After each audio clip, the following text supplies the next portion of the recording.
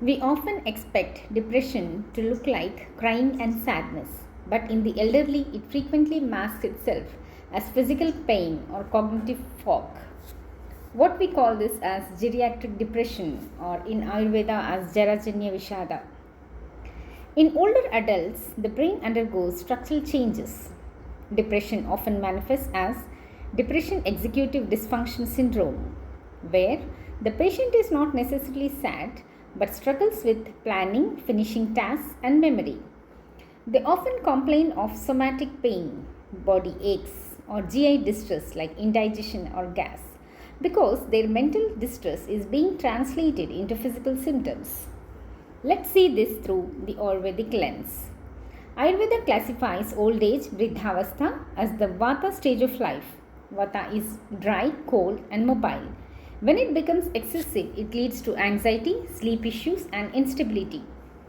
Dhatu Kshaya, this is the natural tissue depletion, that is, loss of muscle mass, loss of bone density, and loss of vital fluids. When the body weakens physically, the manas or mind loses its grounding. So, Jara, janya, vishada literally translates to depression born of old age. It's viewed not just as a bad mood but a systemic depletion of ojas, that is vital energy or immunity. Why the body pain in the elderly might actually be depression? Jarajanya Vishada in Ayurveda.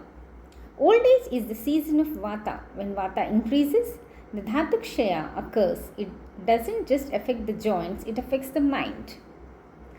So, look for these silent signs in your elders.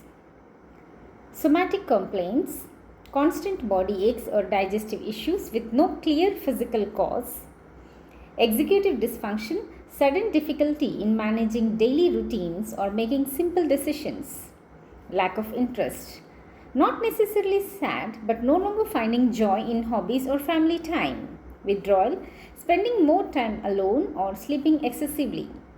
How Jara Chikitsa or geriatric care helps. We don't just treat the symptom, we treat the Vata imbalance.